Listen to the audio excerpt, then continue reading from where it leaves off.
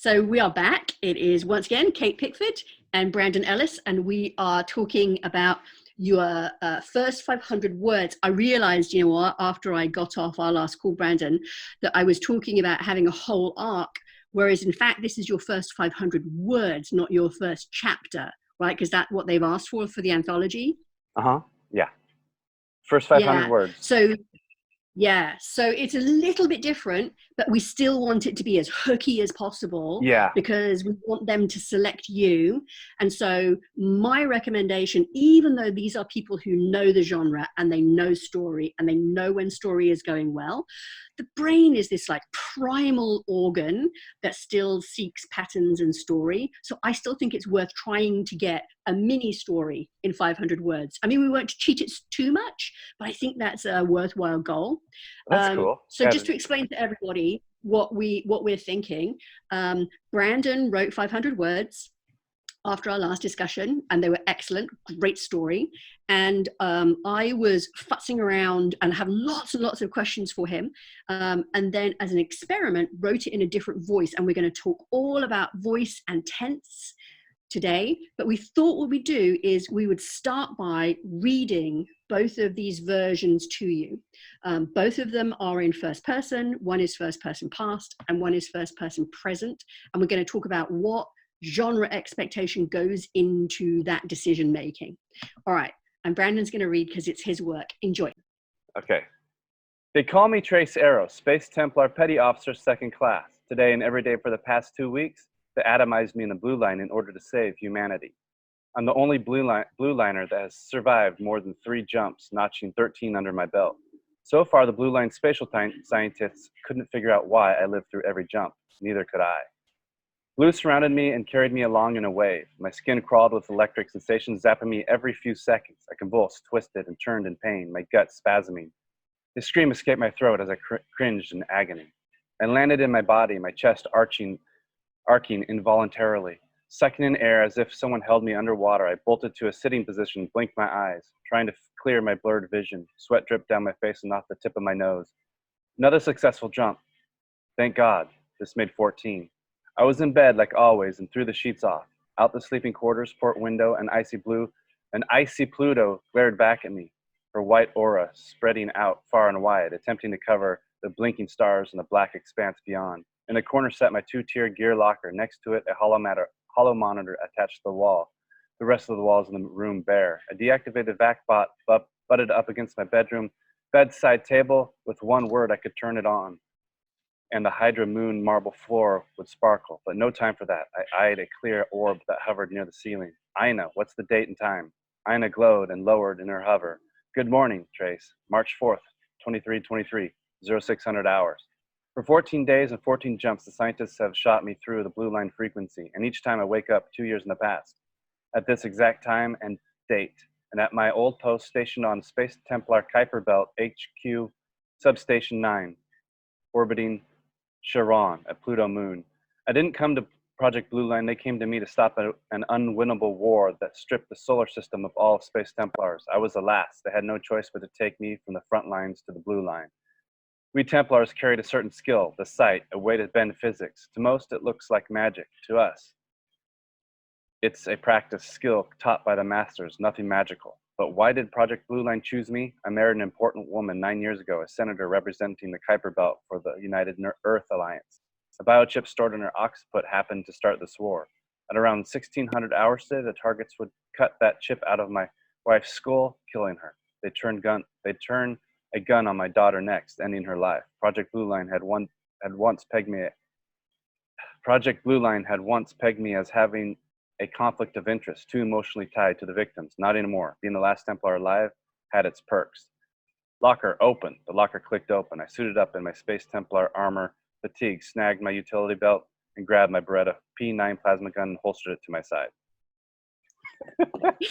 Okay, awesome. I see where the stuff, the furniture, the vac-bot, the locker kind of slowed the pace. So that makes sense. Yeah. So I'm going to talk about some of the notes that I gave you so we can orient people in our discussion. Okay. So I'm going to be looking at your actual piece. So my apologies if I'm not looking at the camera. So listen to this opening. They call me Trace Arrow, Space Templar, Petty Officer, Second Class. Today and every day for the past 2 weeks, they've atomized me into the blue line in order to save humanity. It's a great opening, great opening. We've got our main protagonist.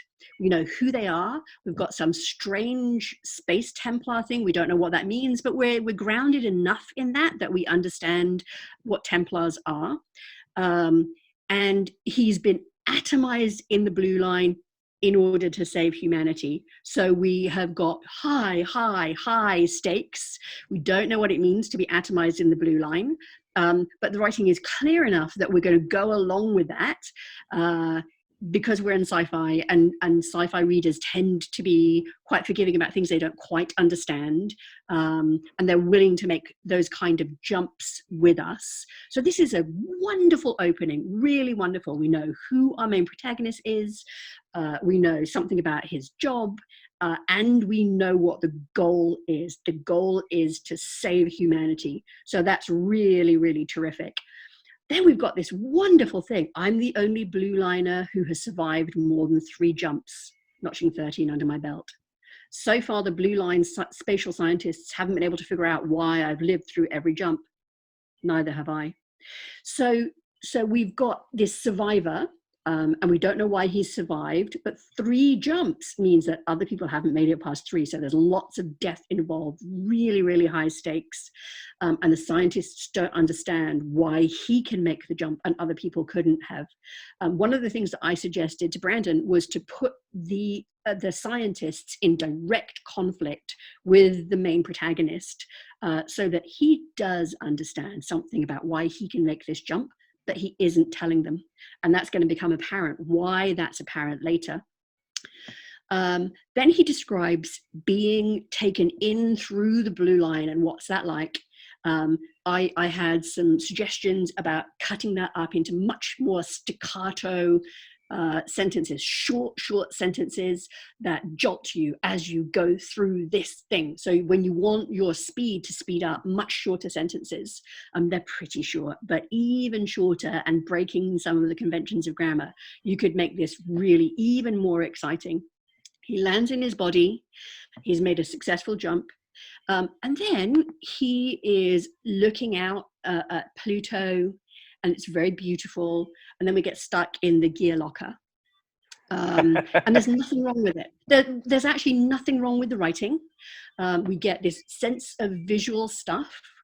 But my suggestion is that that's putting the emphasis on the wrong side, because waking up in another place where there's a holomonitor and there's a VacBot and there's something hovering, the Alexa of the time, the Ina is hovering and then comes down and looks at him. That's a little bit familiar to us. But what isn't familiar is the setup when he was going through the blue line. So my suggestion was, get rid of this. We've only got 500 words. Get rid of this and put the emphasis up in the space where he is being sent from, not where he's going to. So that was one suggestion that I made. And of course, with your editor, depending on how you're working, and if you're working with a developmental editor, these are iterative conversations. You have conversations about what you think works and what doesn't work. And you as the writer, you make the decision. But your editor should be talking to you about, this is why I think you should front load this up here, and why I don't think we should be spending time on the page there. Okay. So that's, as I said, that's an iterative conversation, and Brandon will make that decision. And then we spent time with him getting ready to go out, and we've lost a bit of momentum, and we have lost the fact that he might not be okay with them wanting to get the chip out of his wife's head. We've a little bit lost the thread of the fact that we have got a ticking clock, because we know that he arrived at 0600 hours, and we know that at 1600 hours today, they're going to dig this chip out of his wife's head and then kill his daughter. But we've lost that urgency a little bit here.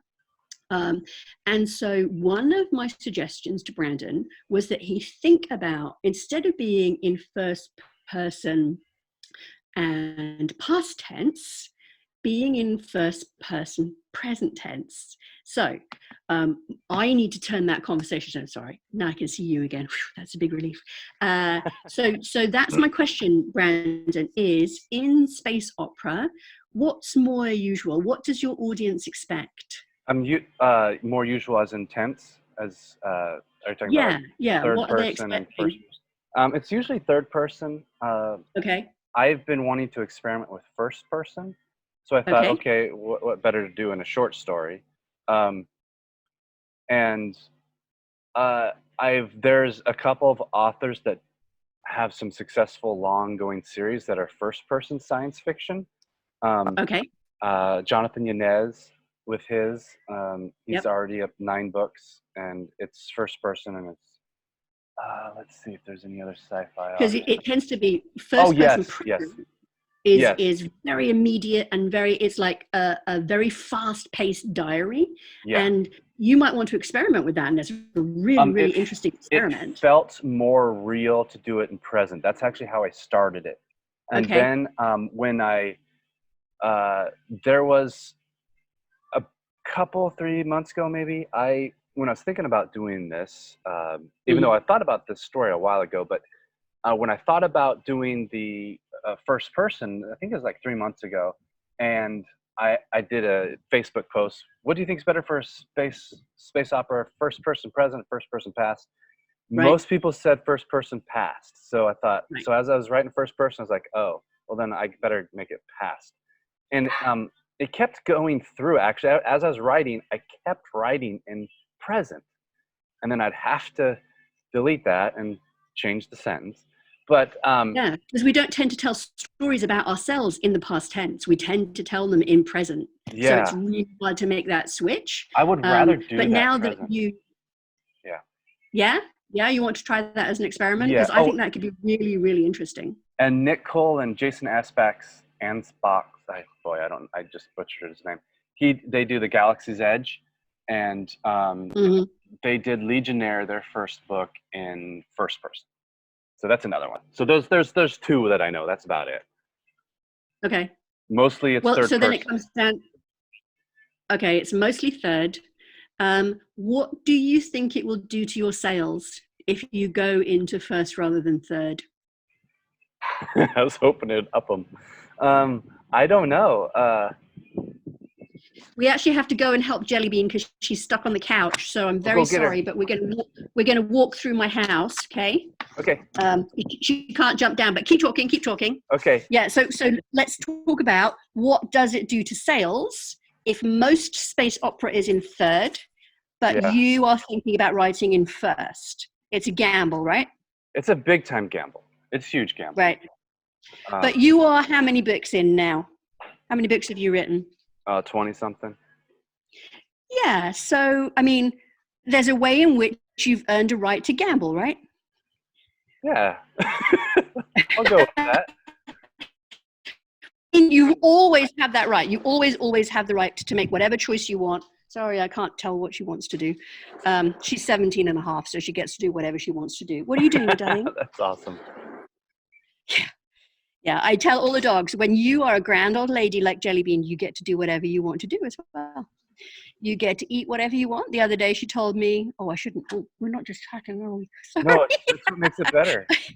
What did you tell her? I bought her some Angus burgers, and she was like, you know what, Mom, that's really nice and everything, but actually I want a McDonald's burger. I'm like, honey, I'm on my way. I'll go get you something Are you now. serious? I How can you bought her turn tater down an tots. Angus burger? I know, really. And then I bought her tater tots, and she's like, no, I like the grease on the McDonald's ones. I'm like, okay, That's here we go. cute. All right, so we're going back. Is she with you now? Is she in your arms? No, she just went out for a pee. Oh, So okay. we just went to the back door. But I am going to bring her back to us. So you're going to make a gamble, right? Yeah. And it is at this point, with your level of skill and your readership, it's a marketing decision. It's partly an art decision because you want to tell the best story that you can tell. And that best story might be in first, but you're going to have to weigh that with the marketing decision. Okay. whether or not your readers will follow you into first. I would follow you into first because I can hear his voice. When I was reading it, I could hear his voice. But you have to decide if your readers will follow it. Do you have a beta reader group? Yeah. Oh, yeah. Yeah. So why don't you try running a version in first person past tense and a version, because I think you've got 3 options here, right? So it could be in third person. Then we would have to talk about who the narrator is, because that's pretty interesting being in third. It could be in first past tense, which is what you've written here, or it could be in first present tense. And I remember I was taking a class at UCLA and my instructor used to say, do an experiment. And I think, I haven't got time for an experiment. I need to write the book. But it actually turns out that we do have time for those experiments. So your beta readers have been with you for a while, right? Yeah. Yeah, maybe give them a go and see what they think. See how it lands with them. Maybe. Okay. Yeah. Do you want me to read your version? Yeah, you or me, I don't mind. Okay. Is that okay? Yeah. So this was an experiment. Brandon, just to explain to other people, this is not normally what your editor would do. But Brandon and I know each other in the real world, and we have worked together before, and he knows how much I respect him. And we were a little bit taking a shortcut. So what I did was I took exactly what he had got and put the suggestions that I had for him into something that was first present to see whether or not he was even interested in exploring that. Normally your editor wouldn't, because that would be considered a kind of crappy thing to do. If he had told me to bog off, I would have bogged off, obviously. I wouldn't tell you that. But then I know, because you're much too nice, but you would have every right to say, no, don't do that. So this was the experiment. The experiment was to see whether or not this stuff could work in first person present. So that's would you be okay with this if because I'm going to change a little bit in what you put in, like the names and because I know the names and the bad guys. I already know the names. You put in your own, which is great too. I just made okay if I showed this version to my beta reader and my version, would you be okay to see which ones they would be like, I like past instead of present better, something like that? Okay. Yeah. Okay. Here we go. They call me Trace Arrow, Space Templar, Petty Officer 2nd Class. Today and every day for the past 2 weeks, they've atomized me in the Blue Line in order to save humanity. I'm the only Blue Liner who survived more than 3 jumps. The Blue Line spatial scientists haven't been able to figure out why I haven't been disintegrated by the beam. I know, but I'm not telling. Not until I find Jacinta and Pearl and bring them back. Agent Galbo lowers the galvanized adamantine helmet over my skull and secures the pneumatic tubes to the exterior. He gives me the thumbs up. I do the same, but my hands are strapped to the chair by the thick leather straps. Ditto my feet. The mouth guard is the last piece of equipment he'll install. Then it's bombs away. Blue surrounds me and carries me along in a wave. My skin crawls with electricity, zapping me every few seconds. I convulse, twist, turn in pain, my gut spasming. I scream, I cringe, I curl in on myself, every atom in my body threatening to come apart and stay that way. And then, as with the 13 jumps, I land. And then, as with the last 13 jumps, I land in my body, my chest arching involuntarily, sucking in air as if someone has held me underwater for several minutes. I bolt to a sitting position and blink, trying to clear my blurred vision. Sweat drips down my face and off the tip of my nose. Another successful jump. Thank God, this makes 14. Out the sleeping quarters port window, an icy blue Pluto glares back at me, her white aura spreading out far and wide, attempting to cover the blinking stars and the black expanse beyond. Clear orb hovers near the ceiling. Aina, what's the date and time? Aina glows and inches closer. Good morning, Trace. March 4th, 2323, 0600 hours. For 14 days and 14 jumps, the scientists have shot me through the Blue Line frequency, and each time I wake up 2 years in the past, at this exact date and time. And at my old post, stationed on Space Templar Kuiper Belt, HQ Substation 9, orbiting Chiron, a Pluto moon. I didn't come to Project Blue Line. They came to me. I was a nobody, a nothing, a low achiever, clawing my way around the low echelons of Templar life. but I married Jacinta Clough, senator for the Kuiper Belt of the United Earth Alliance. She was a bigwig, a centreader, a real live hero or traitor, depending on who you talk to. According to their intel, a biochip stored in her occiput started this war. I call bullshit. Not that they listen to me. They only want me because I can make the jump. At around 1600 hours today, the Andoline rebels will cut the chip out of my wife's skull. Then they'll turn a gun on my daughter. The Blue Liners want me to track their assassin and retrieve the chip. They have their mandate. I have mine. See, I like that a lot. And sorry, I just kept screwing up on the reading. No. It's so great to hear it. And I think we talked about this before we got online, but hearing your own work out loud is really important. You want to hear whether or not you've got flow, and you hear places where you stop or slow, or it really gives you an idea of what's going on. So I think that there are two big questions, right? This time is, do we want to be in first or third? And then, depending on what we want to be, do we want to be in first past tense, or do we want to be in first present tense? I think that would be worth running past your readers. So I think that if you don't mind taking another run at it, okay, in whichever voice you decide you're going to do it, and then we'll talk about the ways in which it works, where we want the emphasis to fall, and what you're selling to the editors to get into this anthology. Okay. All right. I love your story. I love your story. Oh, good. Awesome. All right.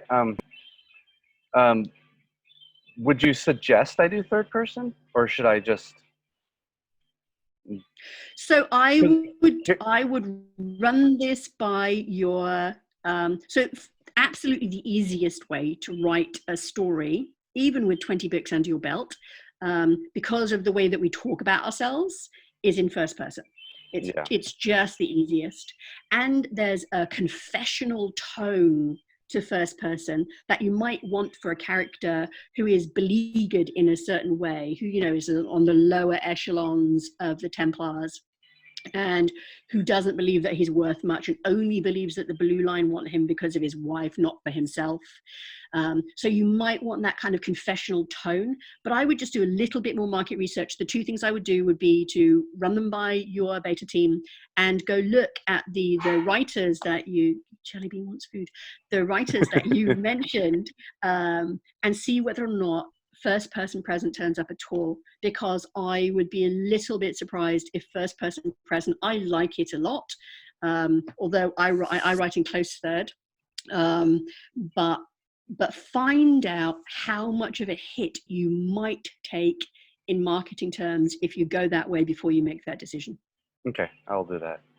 And also with the anthology, I'm wondering if first person would be a no-no, because probably every single story in there will be third person, and it might just kind of make it might shock the reader as they're reading third person, suddenly first person, then third person. I don't know if that's something that... I think it's all about execution. Okay. I think it's all about what's actually on the page and whether or not it works. And also, because I have a series called Star Guild that I've rewritten, and it's doing really well, and it's about Space Templars. So this also ties with it. Oh, so what voice is that written in? Third. That's written in third. Okay, so unless this guy is so different and his story is so different, and there is you think about who is the narrator and what space are they narrating from. And we do a lot of suspension of disbelief, because quite often the narrator is like behind the veil and we never know who it is. But when we're in any kind of first, we know who the narrator is. Yeah. So you should think about why he's narrating it. I think that there's an urgent way to narrate it because he's trying to save his wife and his kid, and he's trying to go against his bosses. But you shouldn't do that. If the marketing decision is like, I will lose thousands of dollars if I write this in a voice that none of my readers read in, then that's a really decent thing to think about. I wouldn't think too much about the bundle. I think that if you do it and you do it well, then it will sell itself. But think about your own voice, think about your own series, and think about your own readers. That's what I would do. But I'd run it past your beta readers and see what they think. But I would do this with the changes that we've talked about, front loading the new information about, you know, where he is when he's being sent and what that is like, and then building to the and I'm going to go get my wife, I don't give a fuck what they want. Oh, pardon my French. So and have that being layered in there, and we'll take another look. Okay, cool. Thanks so much for doing this. Thanks for editing it. You did such a great job, and Oh, it's thank such you. a pleasure to meet you. Yeah, my editor. I want to give a shout out to Julius Wolf, who's my editor, and I think he did a great job editing. Awesome. All right, thank you so much. Cheers, man. Bye. Bye.